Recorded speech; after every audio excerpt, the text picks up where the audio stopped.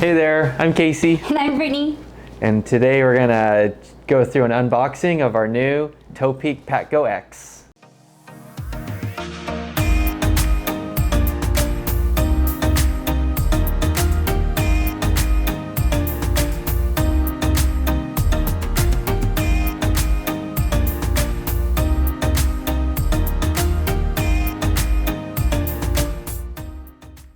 This is how it showed up at our front door, delivered by UPS. So let's crack this baby open and see what's inside.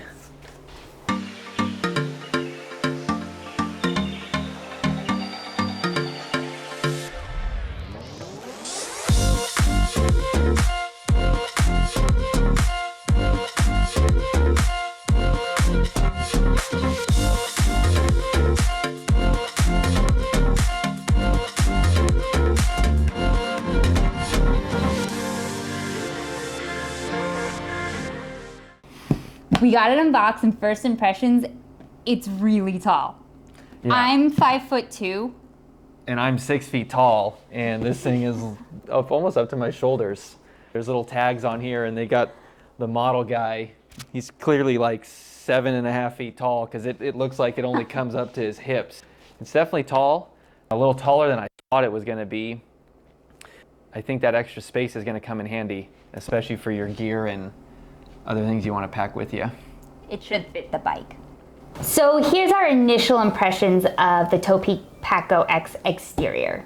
So some features I really like about this case from my initial impressions is that the outside here has some texture to it. You can kind of hear my fingernails rub along it.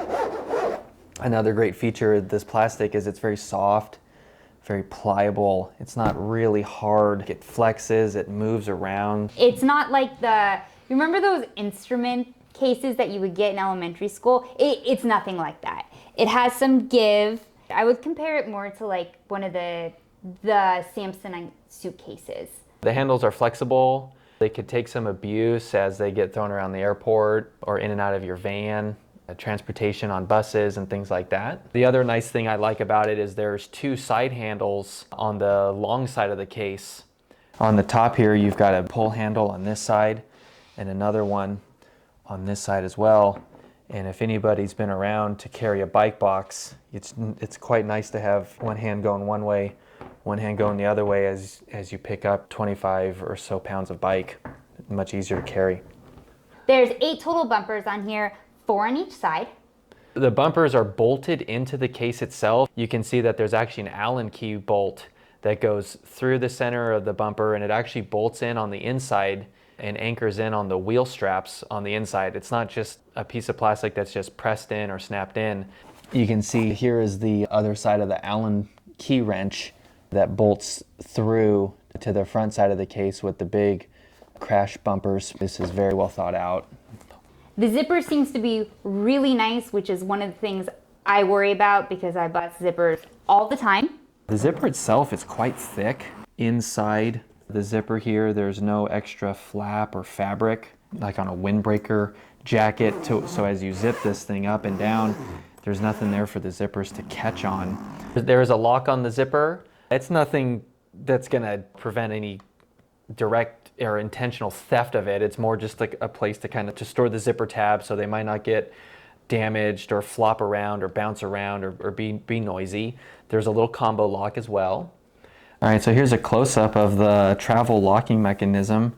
Personally, this wasn't a big selling feature for us. It's there if you like this idea, but these zippers just easily, snap into place. You can set a custom combo, but you just release here and the zippers come out.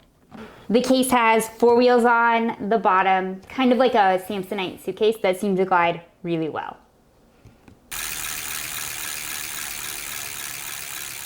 These are plastic wheels with a little rubber cover on it. They do have a little bit of flex and give, and I'm imagining that as this thing gets kind of thrown around and beat up, maybe these wheels hopefully will be able to adapt and hold together. Okay, so now let's open it and see what's inside.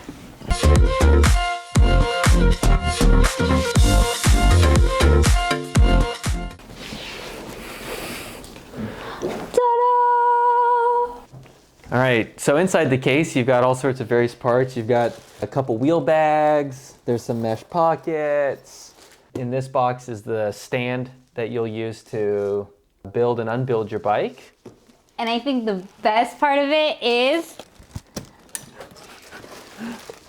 the pool noodles! Yeah, maybe they think you're gonna go to take your bike to a pool party. Just kidding. Or protect your frame. They'd protect your frame. One feature that I liked about the case was that if you unzip the inside lining, you'll see that there's about a 1/4 inch to a 1/2 inch thick foam that runs the length of the case on both sides to just give a little bit more protection and, in theory, keep your bike a little safer along its journey.